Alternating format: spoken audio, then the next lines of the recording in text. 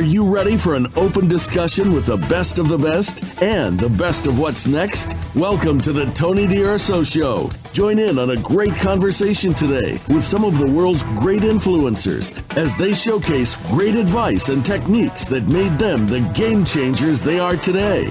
Now, here's Tony DUrso.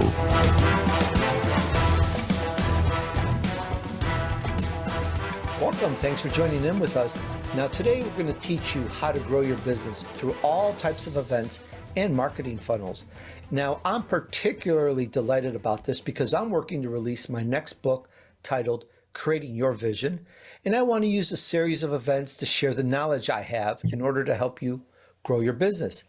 Now, this is really important because, for me, aside from on-the-job training for like 32 years in corporate America, and probably an equal number as an entrepreneur, aside from the 5 years of college and university to get my degree, I've had the pleasure of being mentored by some of the world's most successful entrepreneurs in these past 7 years. And I've shared with you all along the way.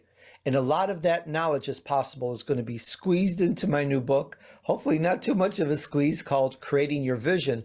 And I'm really excited about today's guest, today's topic, because we're going to talk about some really serious, deep in the trenches marketing, if I'm saying that right. Perhaps you have your own book, perhaps you have a class, maybe you have something important that you want to get out to your community. Well, this episode is specifically for you. We're going to talk about Go Fast and Take Chances with Mark Kilens. Now, that title doesn't quite say what this is all about, so have faith in me, listen up. And by the way, while we're at it, this is all about helping you and your friends turn your vision into reality. We want to help you get really successful, very successful, super successful at growing your business to a high sustainable level. And we're going to help turn you into an elite entrepreneur like Mark. Meet Mark Kilens. He served as VP of Content and Community at Drift. He oversaw Drift Insider, a community of over 50,000 members, and he built the HubSpot Academy. You've heard of that. He built it from ground up, which took the company to over $600 million in revenue. I think that says enough. Let's get into it and learn. Hi, Mark. Welcome to the Tony DUrso Show. Hey, Tony. Thank you so much for having me on the show. It's great to be with you today. Pleasure is mine. We're all looking forward to finding out more about this. Go Fast and Take Chances. A little bit of not a tricky title, not a little gimmicky here. So let's just do this. Let's just go all the way. How did it all start for you, Mark? What's your backstory? My backstory is not too complicated. I grew up in a very small town in kind of the middle part of New Hampshire. My parents moved from Chicago. They're both from Chicago. It's probably where a little bit of my accent comes from. It's like a little Canadian, but also Polish. So there's that. And grew up in New Hampshire, though. Small town, 5,000 people. I was in high school with 69 other people in my graduating class. Very small. And some of the interesting things I did, during high school and then before high school, was I started a lot of side hustles. I mean, people can call them businesses. Some of them did make me some money.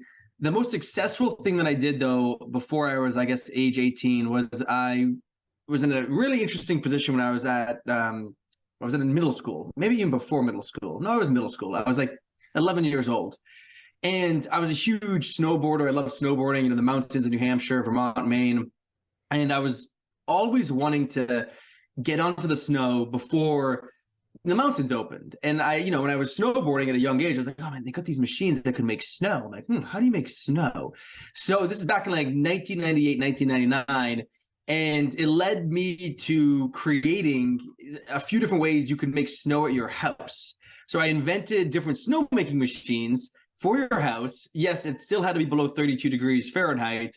But that interest led me to creating a business called Snowscape, landscape, but Snowscape, which I made snow at other people's houses, which led me to getting a job, if you will, at one of the biggest snowmaking companies in the world called Snow Economics, now called HKD Snowmakers, based out of Natick, Massachusetts. And I worked with them for a long time. I actually helped design snowmaking machines and helped them work on some of their home snowmaking machines. And that kind of set me up, and I realized, I like mechanical engineering. I like all that stuff. Went to school for that, realized it wasn't like fast enough for me, which led me into like marketing eventually and sales. We can get into that. I got into marketing though as my first job out of college during the Great Recession. I never thought I was going to be a marketer per se, but there's a reason why I think I love marketing, and it's because it's very entrepreneurship. It's about helping people. It's about having an impact, on people in a positive way, hopefully. But that snowmaking story I bring up because that's the thing that really was probably my most successful entrepreneurship endeavor outside of these, fast-growing, amazing startups that I joined, and still sticks with me today. Like I'm going to make snow for my kids soon when they get a little bit older. That's really cool. I love around the holiday time to tour through the neighborhoods. And when I see a house that's done it all the way, went all the way and has snow all over their front lawn and have people throwing snowballs, it's so cool. Especially if you live in Southern California where snow, what's that? So that's very cool to have snow. Now it's really interesting. You have a very kind of surprising backstory because you're here into innovation, inventions, snow. Now, going forward, you run a business focused on event-led engagement. How did that vision evolve? Yeah, event-led growth. That was so I'm the CMO, Chief Marketing Officer at this company called Airmeet, and the story of that company founding is super interesting. So the CEO, Lalit, he and I talked almost every day. And when I was looking at joining his business, he was explaining the story from his personal point of view. Like he was commuting into the office every day. And he was also doing a lot of networking, but he was starting a family back in 2016, 17, 18. And he realized that his quality of life was just suffering. He's like, why am I commuting in every day? Why? And I used to commute in every day, 2 hours a day in total, so 1 hour each way. So this really resonated with me. So he started this company up in 2019, August 2019, and it was all about how do we build a way for people who are building communities, who are part of a community, to do so in a more digital first way. 6 months later, we all know what happened. The pandemic unfortunately happened. And his vision was wait a minute, this is way more important and relevant than ever before. So he said, all right, we're going to stay focused on communities, but focus a little bit more on events. Because at the end of the day, no matter if you're a nonprofit, you're part of your local nonprofit, local community, it could be something with your church, anything, right? There's events. There's always types of events. It could be anything from a potluck to a fundraising event, to an event where you get all the parents together. If it's at the local school and they want to do a night out for the parents, there's so many ways you get together. And in business, of course, there's events.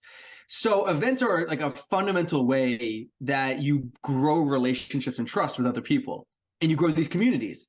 So since about I guess really the beginning of 2020, Airmeet has shifted into this idea of how do you use events to grow a business or an organization. And use it in a way that's more strategic than just saying, hey, we should do an event. We haven't done an event in a while. Why don't we do an event? That's kind of okay. That kind of works. Don't get me wrong. But putting a lot more intentionality into when to use events, how to use events, how do you design an event for the right audience, what happens pre-event, during the event, post-event, to ultimately help the company, organization grow, but also help the attendees grow and have an impact within their life in some way.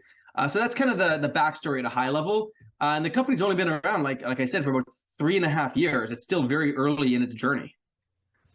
It's very interesting. I think it is critical and beyond critical, more than ever, to have an event or events for all of us. We all need it. And, though you don't necessarily want to see that as a glut on social media, too few are those who have an event to announce their class, their book, their whatever it is. And I think it's the way to do it. Here I am, I'm looking at, should I bring in people and have a mastermind or a meeting or a class? But what would happen next week? What would happen next month? I think things are a little bit fickle. But the one thing you can depend on a little bit more, though I don't know about too much, but you can depend on more that the internet will stay on as opposed to something else going on in society, preventing us from gathering or meeting. Who knows, right? Only the governments really know what the kind of plan is there. So I think that these events, this is the way to go. But now I'm going to kind of ask you, I would say teasingly, a tricky question. I'm curious, Mark, why? Why do you do what you do? What's your purpose in all this? So this might sound crazy. This purpose for my life came from experiences in college. This came to me when I was 20 years old, and I was riding the back of a car when this hit me. It's like a vivid thing, right? You get these vivid memories that won't ever go away. And I remember it coming to me, and it's like, wait a minute, my purpose in life is to help.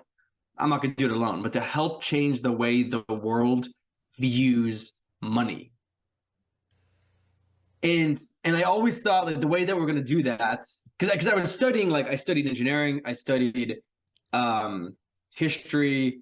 I have a double minor with a major. Look, I had a very diverse 4 years in college. I took a ton of different classes.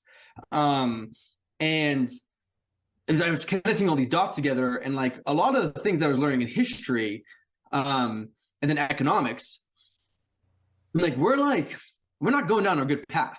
It's like, this is not good. And ironically, that was over 15 years ago now at this point. And it's so interesting to see that thing that I kind of thought of play itself out now, across the geopolitical spectrum, the global spectrum, the economy spectrum, the inequality that's just continues to get more and more severe.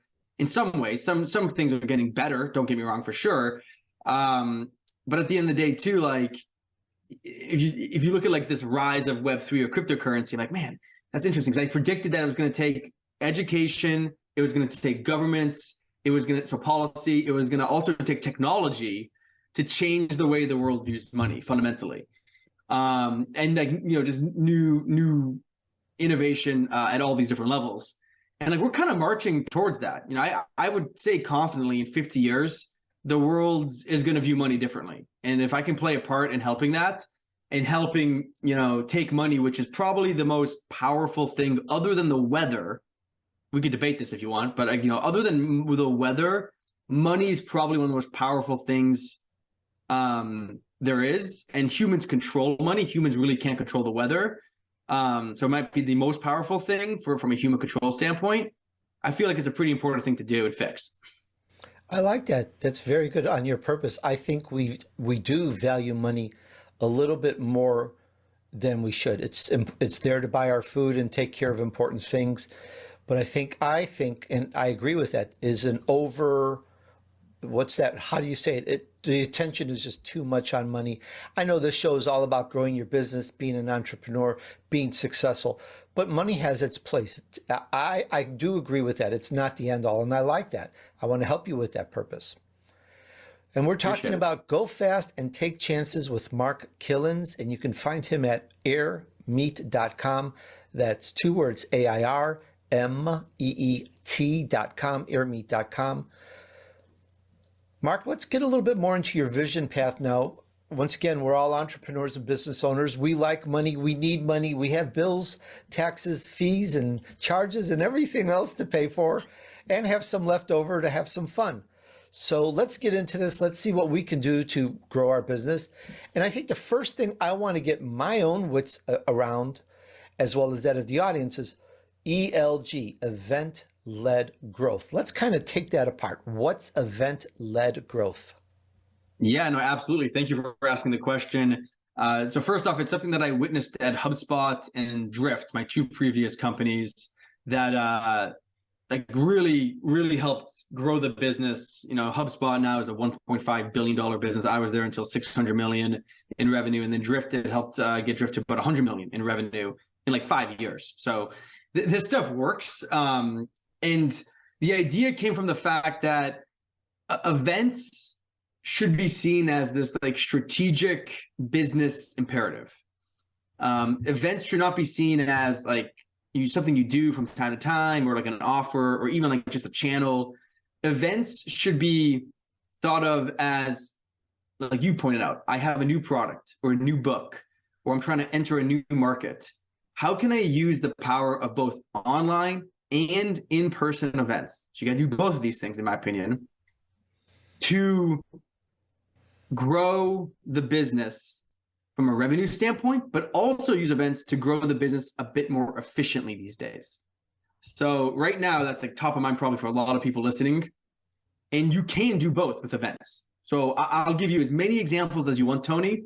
The simplest definition for event-led growth is a way to discover, engage, and grow your customers through the power of integrated and immersive event experiences. It's three things: discover new leads, new prospects, engage those buyers and engage those customers in a deeper way, and then ultimately grow your customers into advocates, grow your advocates into super advocates, all through aligning an event strategy across that journey and aligning it to, again, the higher level business goals. All right, let me play very almost naive in this, kind of take the point of view of some audience members that have something good and don't know where to go. So, okay, event sounds good, but how do you put it on? Where do you put it on? Don't you need a lot of people for that? Don't you need a lot of this and that? It can be confusing. I think I mentioned this earlier in the introduction. You don't see a lot of events being promoted by entrepreneurs in social media.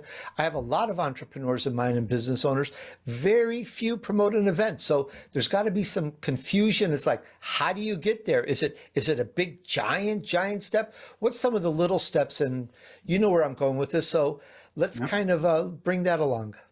Great question. You first have to change your mindset of what an event is. An event is not a huge conference or summit or even 300 people, 100 people. An event could be 20 people in an online experience that lasts 30 minutes, 45 minutes about a specific topic, and they're getting to know each other and they're learning from each other about the specific topic, right? So yes, there is a purpose. An event always has to have a purpose and an audience, and that audience and purpose have to get connected together. So it's the who and the why. Why would the people register for the event, show up to the event, and engage at the event? And then why are you doing an event from a business standpoint? So for your case, right, you have a new book coming out. Sounds like that's awesome. You kind of know, I'm sure you know, who the audience for that new book is. Okay. And you might have like segments of that audience. Great. The book is a great example of using a product, in this case, it's also, of course, content, as a way to design a series of events that are thematically aligned to what's in the book or that piece of content. So, you could have, 10 chapters. What if you did an online event that covered, that maybe not every chapter, but you could, each chapter in the book, right? And it's almost like an online live book club. And between each event, the attendees read the chapter, and you talk about the ins and outs, the things that went into writing that chapter, secrets, maybe learnings. They ask questions, you engage. Maybe you even send them some stuff before or after the event. Could be digital, could be physical, to enhance the experience, right? And this could be private, these could be public. You can design. So this is an example where you're taking something and designing an event experience around it. And it's not going to be a huge lift because it's going to be online. You could also do this in person. You could say, great, after I do these 10 events online, or say it's 5 or 3, whatever it is, I'm going to get that audience now that I've been able to get the attention of online. I've built a really strong email database of engaged people. I know who went to the event, who signed up, who didn't show up, how many people went to multiple of these. And then I'm going to market an in-person event to them. And I might do that in 2 different locations, because you can even ask people when they sign up for these online events, where are you located? And you can even ask during the sign-up process, or during maybe the follow-up process, or even live during the event, depending on the technology you're using, hey, where are you located? And like, are you willing to maybe travel to an event? You know, and like, so like what I'm getting at is like, if you think about events from a strategy standpoint and you build them with intentionality and you build them in connection to something that you're doing from a really high level business standpoint, in your case, you're launching a book, very strategic, very important. It's like that's acting as a center of gravity for you then to build an event strategy around. And that event strategy acts as a center of gravity to help you do all of this other marketing from it. Because at each of those events, you're going to get additional content, additional testimonials, additional things from them. And you can use those things to further the promotion of future events, of your book, of other things. So it's just being super intentional and rethinking what an event is at its most fundamental level. I like that. And I've learned a lot just in that answer that I didn't know before. So hopefully everyone is tracking with this. This is really exciting. If you have anything that you're trying to get out there, I really like that.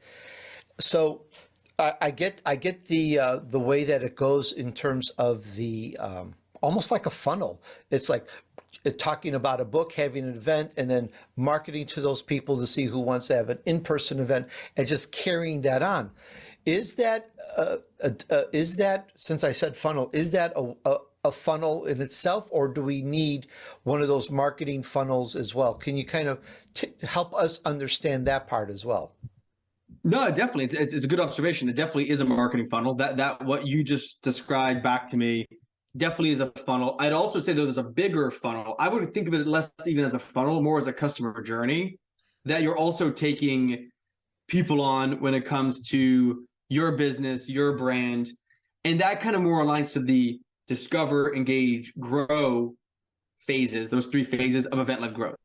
So there's probably a lot of ways someone can discover Tony in your content, right? There's the podcast, there's your website, there's places where you've spoken, all these things, right? There could be events too, right? You could do more events. At the end of the day though, when it comes to events, you're trying to think about what's going to help me attract a new audience, some new leads, new people into my funnel, and make them aware of the problems I can help them solve, and make them more aware about the brand and just generally the vibe and the community that we're building, that we've built, right? That's all the discover, right? And you're learning at the same time, like, hey, I'm discovering more about you as I bring you into this community and brand, which then leads you to the second phase, which is engage. I'm gonna now have these people, these email addresses, these people in my database, and I'm gonna figure out how to engage them in a deeper way. And I'm going to do that with events. And maybe that's in person, maybe that's online, but like an example of that would be, all right, I have all of these people that I think, really should be buying my product or service. How do I get them to buy it? One idea is to do an event where you have customers and prospects together in the event. And you have customers, in your case, maybe fans, people that have, consumed, your content in the past, talk about how it's changed their life. And have them on stage and have them be the star, right? And like you're just facilitating the event, but you're putting these customers in front of other prospects and customers and getting them to engage and getting them all fired up. And that's a shared experience. That's going to help build the relationships faster, the trust faster. And now you also, because those customers are doing that live event, you have the recordings, you have all the audio, the video, you can repurpose that, you can repackage that, right? To further the engagement of your buyers and customers that are more in the middle of that kind of funnel, if you will. And then at the bottom, but it's not really in the bottom, but the bottom at the end, it never should end at the end of the day. It's like the grow, right? It's like, now that I have customers, how am I going to grow my customers into like just super advocates, loyal fans, people that are going to be really active in the community, right? There's always like that, rule of like, 80-20 or, 20% of the people are, driving 80% of the engagement. But like, it's all about, how do you make people feel super special? And you start to use events to grow the flywheel. So for HubSpot, for example, HubSpot still does this to this day. They do a lot of customer only events that are adding a tremendous amount of like education for each customer. It's like, hey, we're going to teach you something unique to what you care about, to your problem right now. And we're going to bring in like one of our executives or an executive from somewhere else. And you're going to get a mastermind with this person through this event. Again, it could be online or in person. And you're going to network, but you're going to learn in like 60 minutes, something that you can actually take back to your business in the next day, and start to do it. And that's just reinforcing all this goodwill that's been built, right? Increasing the lifetime value of these customers through education by way of delivering that education through an event. Sure, you could do the same thing and have a video, but like Tony, if you just do videos and you don't get people talking and meeting and networking and engaging them in a more deeper way than just having someone watch a video on your website or YouTube, you're missing out on a huge opportunity to increase the exposure to your brand, to your business, and use events as that center of gravity that pulls people together, that also allows you to create all of these great assets or content after the event is over as well. So hopefully that kind of illustrates like this bigger journey across like this journey of customers through discover, engage, and grow. I like that a lot. There's more to it in growing than putting a post on Twitter, more to it than having a show about it, a podcast, or doing a video on YouTube. There's a lot more to it. And when we get into your level of what we're talking about, I can almost imagine there's some confusions. There's webinars, there's online events. They're probably the same thing. There's masterminds. Let me guess. Don't tell me. There's masterminds. There's in-person. There's classes. There seems to be so many different types of these. Now, at the beginning, you said that you felt it was very important to have that personal as well. And being in sales for a long time, I'm right there too, singing with the choir. That is just so important. Maybe not available 2 months from now, maybe available 4 months from now. We don't know where the society's going, but for sure we know that there's a lot of these online, and if possible, we can get into that virtual. So let me ask you, what are these, going back to, what are these types of events that you feel are really important that go above and beyond just writing a post? Yeah, it's a good question. So I'll break them into like three categories, kind of the rule of three. So to get started, I would do short online events. I advise some early stage startups. There's a startup called Founder Path. And I'm like, folks, you're selling to people that care about revenue operations. It's a very common thing now in the SaaS world and really any company, because so many companies have been disrupted over the last 20 years because of technology and the digital transformation of their business. So many companies now just run so much of their business on software, of course. So they need revenue operations, which means how do we understand the data, the systems, et cetera, to find insights into how we can actually improve business performance and business planning. So the audience revenue operations, they can narrow it down a bit. I'm like, look, do your first event online, 60 minutes. You could use a free Airmeet account for this if you want even. We offer a free product.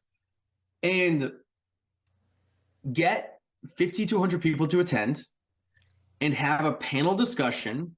And you gotta make sure it's planned out though. The key to these events is even 60 minutes, like do some planning, have some prep calls where these three people with a host, you need a host that's hopefully pretty dynamic. That's the thing that I think a lot of people miss, a dynamic host that moves the conversation along, where the panel's talking about specific examples and stories that people can learn from and take back and implement the next day.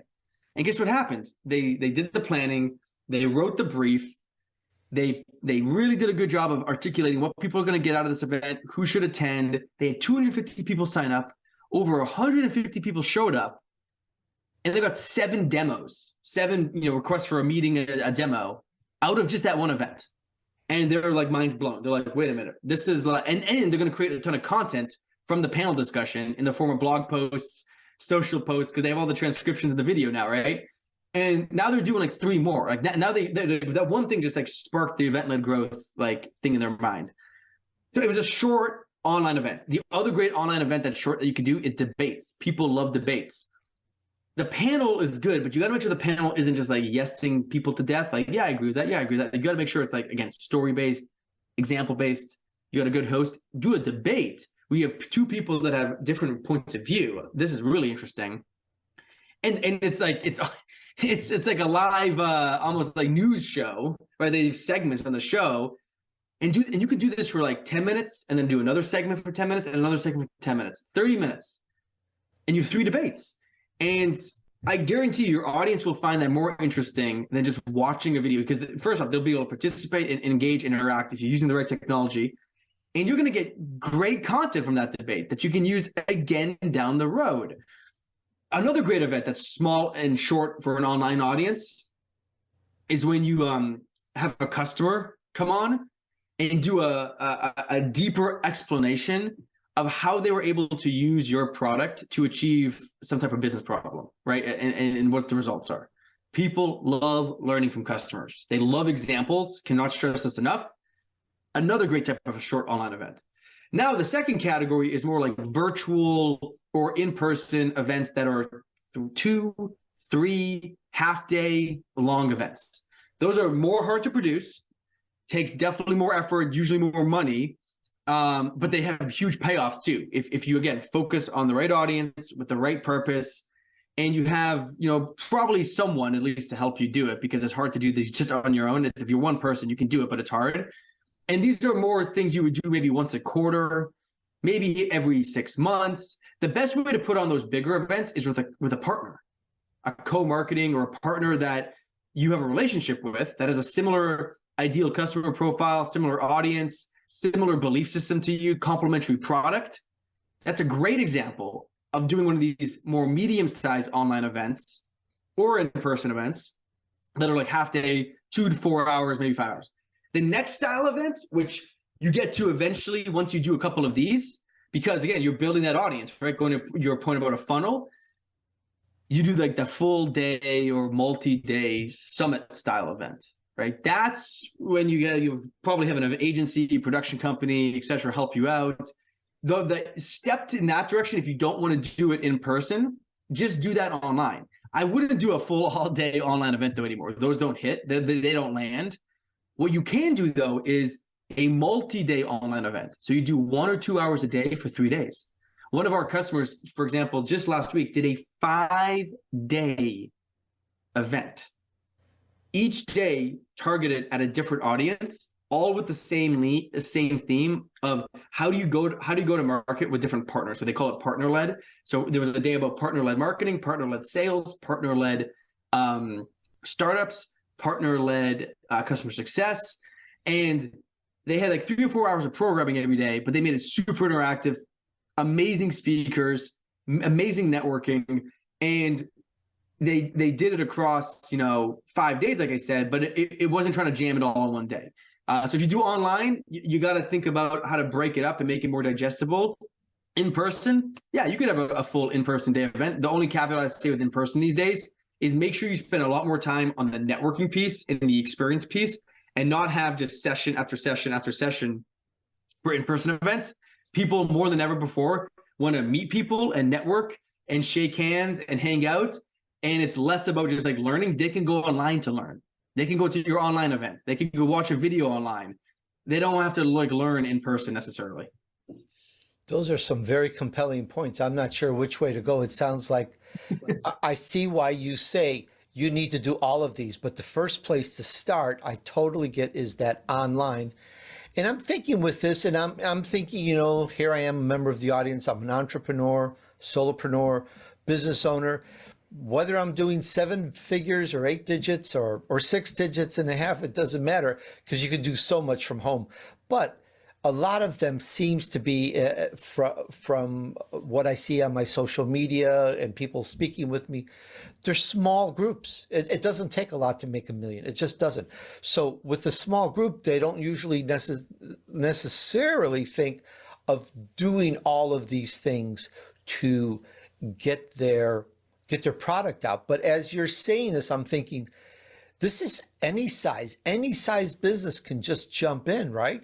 They could start in with an online event and just test the waters, get their programs and plans or whatever in place, and then grow into whether it's that in-person or that online summit. These are very interesting, but my takeaway on that is anybody or company or business of any size can jump into this.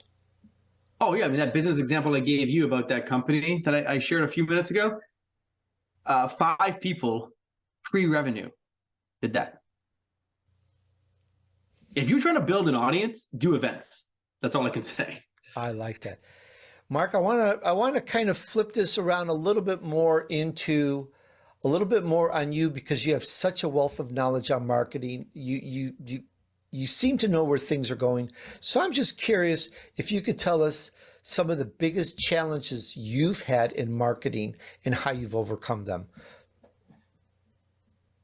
Marketing these days is tough because it requires a lot of focus. Because there's so much stuff that a chief marketing officer could do, a business owner could do, right? It's like all these things. I got to do this. I got to do that. There's this thing, there's new tactic, new tool, new channel. Holy moly. There's like a ton of stuff going on, right? It's like, what do I focus on? So you need some way to help you understand how to focus. So you might need a coach, a mentor, your partner in life. You need someone to talk to about like how to focus. You need to always be learning, and you got to figure out how to like go through that signal to noise, right? There's so much noise, but you got to find the right signal. And one of the ways to do that is also just through experimentation. But then at the same time, you might be asking or telling yourself, well, Mark, you're telling me to focus. How do I focus if I'm constantly experimenting? So it's tricky. So what I tell people today is you have to understand the art and science of building a business. The science is the numbers, right? It's really understanding the economics of the business. If you don't understand the economics of your business, you're gonna really want to double click on that, like after listening to this, like how much money are we burning every month? How much money are we bringing in? How much cash do we have on hand?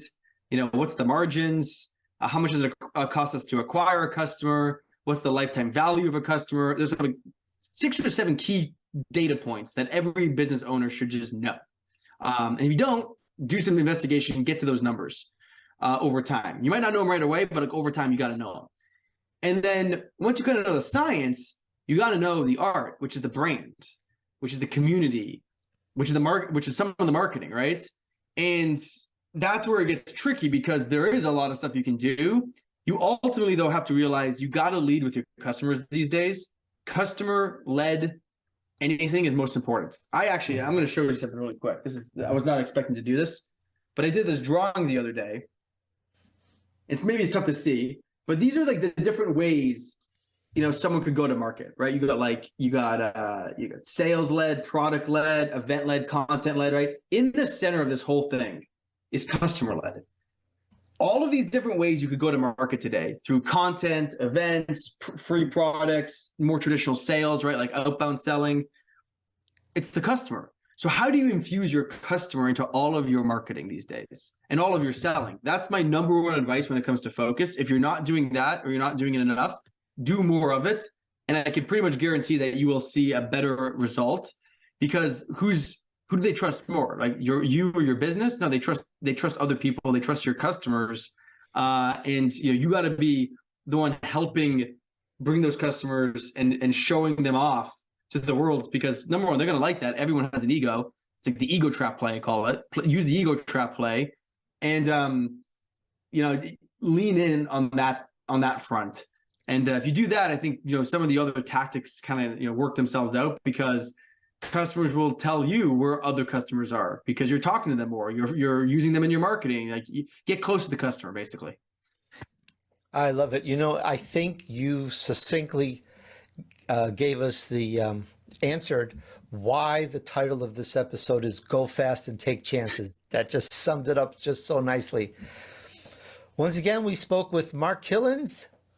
Go Fast and Take Chances, and you can find him at airmeet.com. Mark, I really enjoyed this. I'm going to listen to this again and get my brain around it, because I'm going to use some of this. I'm going to use all of this strategy in my next book, Creating Your Vision. I just want to thank you so much for explaining this, and it was very good. Thank you. My pleasure, Tony. Thanks, and best of luck. Hey, thanks for hanging out with me while I featured an elite entrepreneur who took his vision to reality. We discussed Go Fast and Take Chances with Mark Kilens. And at the end of the interview, he gave a very good summary that will explain why the title is Go Fast and Take Chances. We talked about some very important points here. ELG, event-led growth. We talked about what it is, why it's important, why it's kind of like a marketing funnel to get your book, your product, your course, your class, your whatever you have, to get that to the community. We talked about the different types of events and how to actually grow, even if you've never done it. Start with the online simple event and then bring into market to those people and get an in-person event, or have multiple events during the week, sort of like summit style. There's different things you can do. We talked about it. Let that kind of sink into the brain here and see what you can come up with. It's given me a lot of things to think about for my new book coming out called Creating Your Vision. And this is something that any person of any size can do, whether you're one person, 5 or more. He talked about a big company that's got 5 employees. I mean, today it just takes the right idea and the right thing for even one person to make 7 figures, 7 digits tomorrow. It's that fast. So yes, there may not be a lot of employees in your company. I understand. This is the way to get more business, to get more customers. We talked about a number of these things. So let me ask you, what did we discuss that resonated with you? Let us know. And please remember supporting the show with a nice review on Apple Podcasts. You can access that from any web or mobile device of any kind. Please try and leave a kind review. All right, let's use this and let's help you move on your journey to success. Thanks, and remember, just take action. Success awaits those who persevere and remain steadfast despite the odds. Sow good seeds. Do good deeds.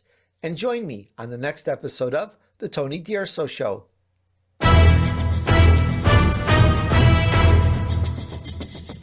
We hope you've enjoyed this week's edition of The Tony DUrso Show with his key influencers. Be sure to tune in again next Friday at 5 p.m. Eastern Time, 2 p.m. Pacific Time on the Voice America Influencers channel.